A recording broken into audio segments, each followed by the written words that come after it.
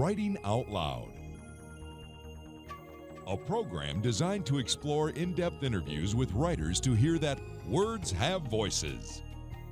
Hello everyone, I'm Teresa Miller and welcome to Writing Out Loud. My very, very special guest today is acclaimed filmmaker Rory Kennedy, who's the daughter of Ethel Kennedy and the late Robert Kennedy. Thank you so much for being here, I'm Rory. so happy to be here. Thank you for having me. So often today when we think of reality entertainment, reality film, we think of Dancing with the Stars and Survivor, and I've got to admit I watch them once in a while myself, but considering that cultural mindset, why are documentaries like what you do so important? Well, I think there's a much greater need for documentaries in part because of all those other programs. I think people are looking for substance. Yes. And a little more depth in addition to the survivors of the world. So I think it's nice to give them the option as they're clicking through the various, hundreds of channels that we have now to find something that they're going to be challenged by and learn from and see a different perspective. Well, you've had the opportunity to do some great things through HBO. HBO's been terrific to me, and they're just a great company to work with, and Sheila Nevins, who runs the documentary programs there, has been wonderful and really supportive of my work, and it's been a great partnership over many, many years now. One of your films I admire a great deal has been critically acclaimed, Pandemic Facing AIDS. And it's almost like facing is the pivotal word because you're trying to help us, it seems to me, get comfortable with things that we're uneasy with. And also to put a face on AIDS, because we know the statistics, we know the numbers. And this was a project that looked at the global pandemic, which was obviously an enormous undertaking and hard to figure out the approach for. And what I decided to do was focus on 5 different countries and one story in each country, so that people could really identify with a prostitute in Thailand or an orphan in Uganda and understand what their world is like, what it means to live with AIDS in those countries, and the challenges that they face individually, and have those stories speak to a global pandemic. I think you do that so beautifully because we get so tied into the characters. And I was talking to you before the camera started running about James. I just loved James. Tell us a little bit about his story. Well, James is a little boy in Uganda and his sister Jessica, and they are unfortunately a very typical case there where their parents have died of AIDS. And he's 7 or 8 years old, living in a little shack and taking care of his sister. There are adults who come and check on him, but he's basically living alone. He's at a very, very young age, working the farm, bringing food in for his little sister. They stay there in the hut at night, and they're both very scared and terrified of boogeymen, as all children are. And it's such a tragic story to me, but it's also, shows his sense of purpose and will and overcoming these extraordinary obstacles that very few of us can even imagine. And unfortunately, there are millions of AIDS orphans now in the world, and whether we find a solution to AIDS or not, that's going to continue to be a legacy of a result of this horrible crisis that we're all going to have to deal with. How did you first meet James? Well, it was interesting. I was lost, actually. I was driving, and there was a family that I had heard of that we were interested in filming, and we were driving through what were we were in a very rural part of Uganda, and there were no roads there, and so we were kind of driving through these walking paths, and we came into a field, and at the end of the field there was a little schoolhouse. So we walked into the schoolhouse to see if they could give us direction, and it was kind of a courtyard area, and as I walked in, all of these children gathered around us, but I didn't see many adults, and there were very few people who could speak English. And then they looked at us, and we looked at them, and then they all started singing. And it was beautiful, and they sang song after song to us, and we were just kind of mesmerized by them. And then a woman came up to me, and I said, "Who's taught all these children to sing? It's so beautiful." And she said that she had, and that she was a musician and had taught them how to sing. And I told her what we were doing, a film about AIDS. And she said, well, I have an AIDS choir, and a group of these kids sing about AIDS. And I said, well, we'd love to hear it. And then she took a group aside, and they started singing about their experiences of having parents who had died of AIDS, or who were HIV positive at the time, or who they themselves were HIV positive. And that in and of itself was extraordinary. And then we ended up talking to a few of the kids in the choir, and James was one of them, and then we went home with him. Oh, I was so struck by the singing segments that you included, because typically when you think of kids that age in this country who have not known these kinds of circumstances, they're singing about dragons and magical and fanciful things. And these children are embracing their life circumstances through these songs. Yeah, and I think it's also a way for them to process emotionally what they're going through, and to give them a kind of a common link, a common experience, by singing together, by being able to articulate in words. And you can see as they're singing, a lot of them get tearful, and they're really able to go into the depths of the emotion that they really need to experience in order to, I think, get to the other side of it. So it's art, as we all know, is a wonderful way to express ourselves and to, I think, process emotionally difficult things. Another way that I think you helped make a terrific point was by going from country to country, because not only do you make the statement that AIDS is a global problem, but once you get back the beautiful backdrops, the different ones of Uganda and Moscow and the different places you visit, suddenly you realize that inside the apartment, inside the hut, that people all pretty much need the same things, that they're concerned about the well-being of their families, that's what they're really looking for in life. And I came away thinking we really all have so much more in common than we sometimes realize. Well, I'm glad that is one of the things you came away with, because that's important to me, and it was certainly my experience in making the film, is kind of these common threads, and that we are all the same, and that whether you are a prostitute in Thailand or a young couple in Russia that's struggling with drug abuse and AIDS, that we're all struggling to survive and to love each other and to try to help each other. And I think that so many of us in this country have a great deal of access and privilege and resources, and it's important to share that with people who are struggling both here and elsewhere. The film opens with a startling statistic. You mentioned statistics earlier. At that time, 2003, one person was dying every 10 seconds from AIDS. Were you ever overwhelmed by the magnitude of this story you were trying to tell?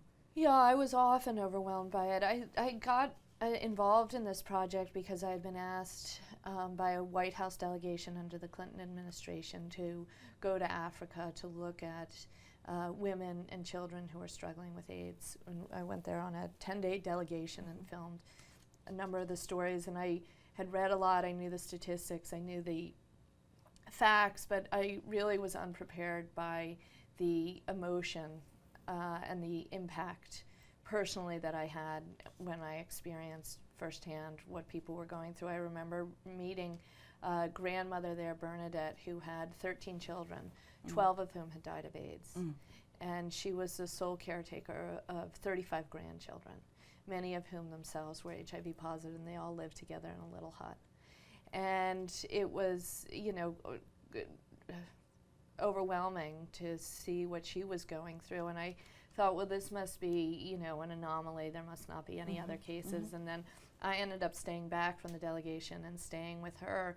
And she then introduced me to her friend, another grandmother who had 7 children, all of whom had died of AIDS, and another grandmother down the street who had 9 children, 8 of whom had died of AIDS.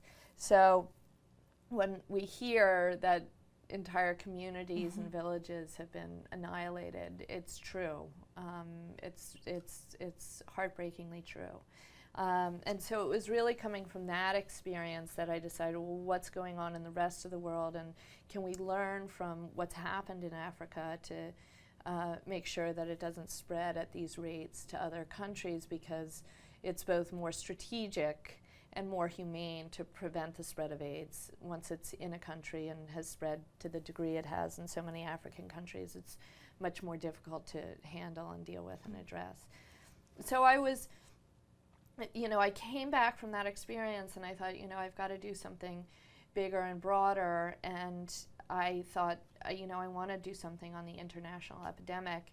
And I thought, well, how am I possibly, it was so hard to deal with just Africa, how can I deal with it in all of these countries? And that's when I decided, you know, what was my experience in Africa, what do I remember from that? And what I remember most was the Bernadettes of the world. Sure.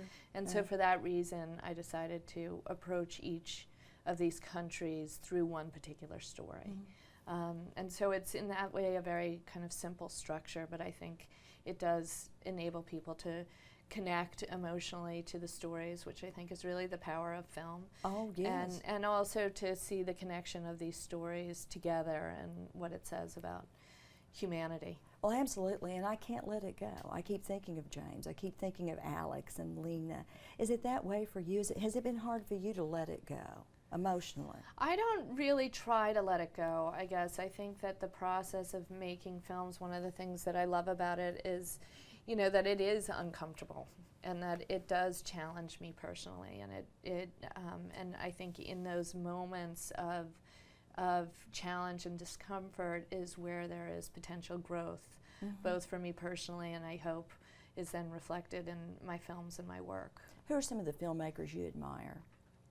Well, there are a lot of great documentary filmmakers out there, and I'm a fan of most of them. It's a really wonderful community to be in, and I think for, you know, anybody who dedicates their life to making documentaries, it's hard, it's challenging, it's and it's a difficult work. So I really admire everybody who takes it on. I love Barbara Koppel's work. I love, you know, kind of the verite 60s filmmakers, Penny Baker, Maisels. I certainly learned a lot from them and their work. I also am a big fan of Ken Burns, so I know you've had him on your show. And Michael Moore, you know, I think has really done wonders for documentaries in general and kind of helped elevate them to a more commercial level, which I think has helped all of us who are trying to, you know, make films that are interesting and challenging and also entertaining and reach a wide audience. My partner Liz Garvis is a terrific filmmaker. So there's some wonderful people out there, and I could go on and on. Yeah. What made you decide to do Ghosts of Abu Ghraib? Well, I had seen the images that had come out of Abu Ghraib, like everybody else, and was really horrified by what I saw. And, you know, one of the kind of lasting questions for me were, who were the people who did this? And, you know, why would they take these pictures? Why would they put people in this position? Why would they torture people in this kind of way? Were they monsters, or were they just people who were pulled into a war situation? What motivated them? And so it was really, initially, the concept was to kind of do an exploration of why the people who were directly involved in these acts committed them, kind of a psychological profile, really. And then as I was able to interview a number of people who were at Abu Ghraib at the time, who had taken the pictures, who had committed these acts, and other people who were eyewitnesses, and I ended up interviewing well over a dozen people who were there at the time that the abuse occurred, and I asked them how it happened, why it happened. They all said the same thing, which is that we were told to do this. And so, as you know, everybody, interview after interview, told me this, I thought, well, you know, we need to explore what the policies were that had been put into place that contributed clearly to what happened at Abu Ghraib. So at this point, it's both, I think, an analysis of the people who did it and why they did it and what motivated them, and at the same time, simultaneously, as a film about looking at the policies that were put into place by the Bush administration that largely contributed to what happened at Abu Ghraib. The Geneva Conventions are based on this idea that we can have a civilized war. After what you've learned, do you think that there can ever be such a thing as a civilized war? Absolutely. I think the Geneva Conventions, I mean, I became a real staunch believer in the laws of the land and how important they are, and how, during wartime, how they're most important during wartime. And you know, we're still, I think, struggling with a lot of these issues, unfortunately, today. I was hoping that would shift significantly, but unfortunately, I think we still see, you know, some of the lingering policies of the Bush administration in terms of their reaction to the 9/11 and the terrorist issue today. And you know, we have to continue to fight for the policies that were put into place, that our Constitution has held true for the last 200 years and maintained over many wars and many struggles. And it's all the more important during these times of crisis to go back to those and not sacrifice them. At some points in this film, did you learn more than you wanted to know? It was upsetting. It was a very, very difficult film to make. It was very hard for me emotionally, but I also felt that in some ways it was one of my most important films, and that the issues that are raised in Ghost of Abu Ghraib, I think, are some of the most important issues that we're facing and struggling with as a country now and certainly then. And you know, I think it was probably one of the more upsetting aspects. I mean, I would say there were two of the most upsetting aspects in making this film was that a sense that all of us, whether we'd like to admit it or not, are capable. I wouldn't say all of us, but most of us, whether we'd like to admit it or not, are capable of this kind of abuse in the conditions that people were put in at Abu Ghraib, the MPs, the military police, who were in charge of the soldiers there, the prisoners there.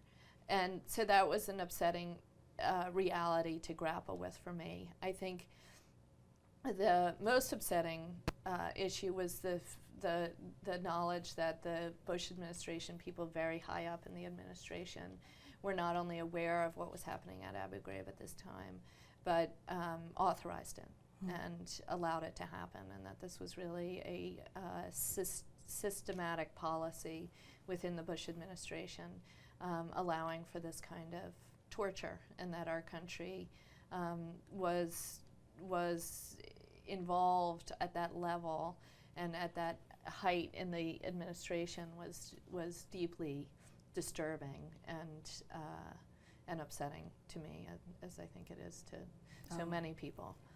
Absolutely. Your father was a legendary peacemaker. To what extent has his legacy influenced your work?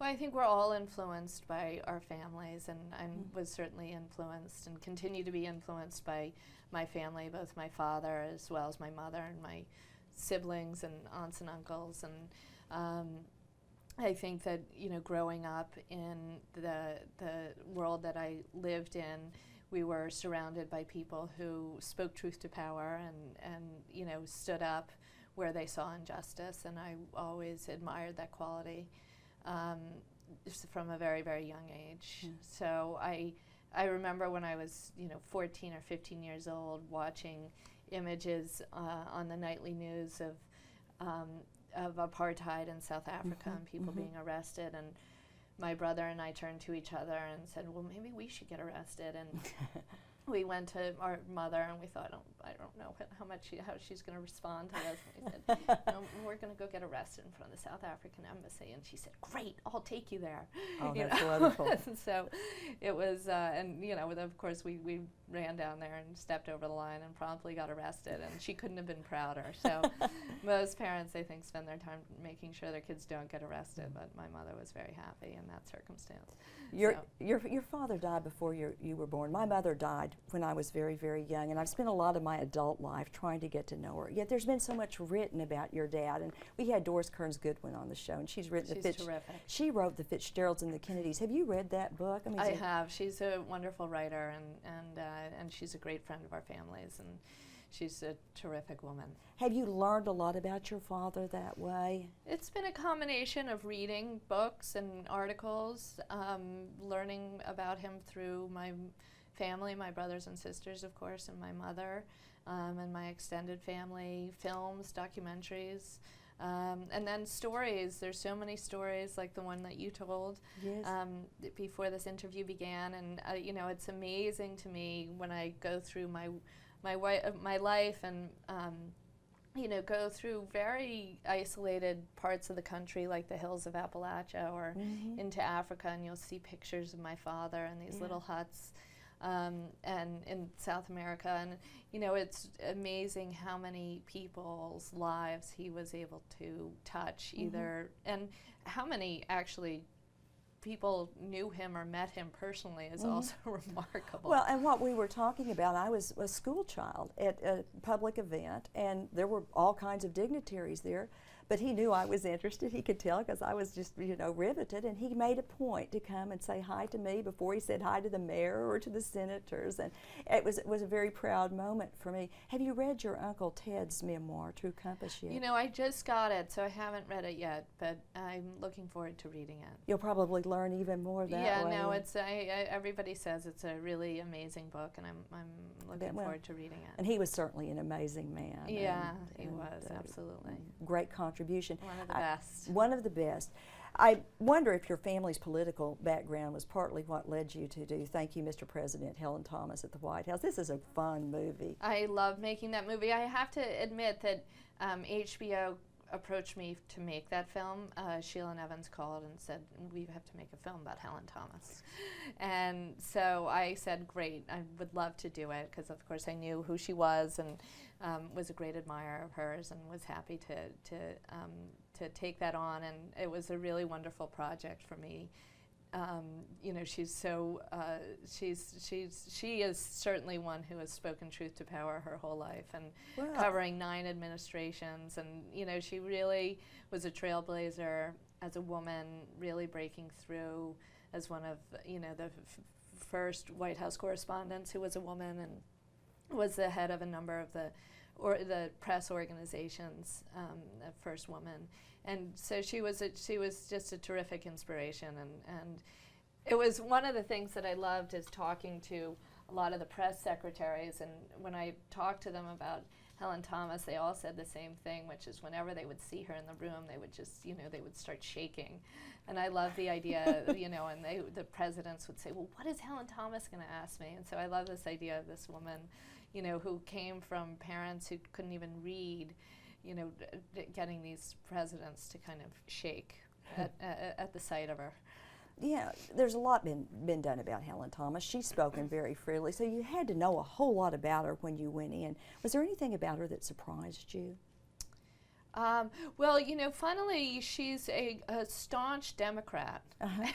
Really? So yes, we find, which I never knew, because she was tough on my Uncle Jack. She was tough on all of the presidents, and she worked for UPI, which was at the time, the competitor to AP, and so she really wasn't allowed to kind of reveal her politics. She was really just telling what the news was in a very objective fashion, and so nobody, and she never really revealed her politics, I think, until recently, really under the Bush administration, when she continued to ask him questions, and he's really the only president who wouldn't speak to her or answer her questions ultimately.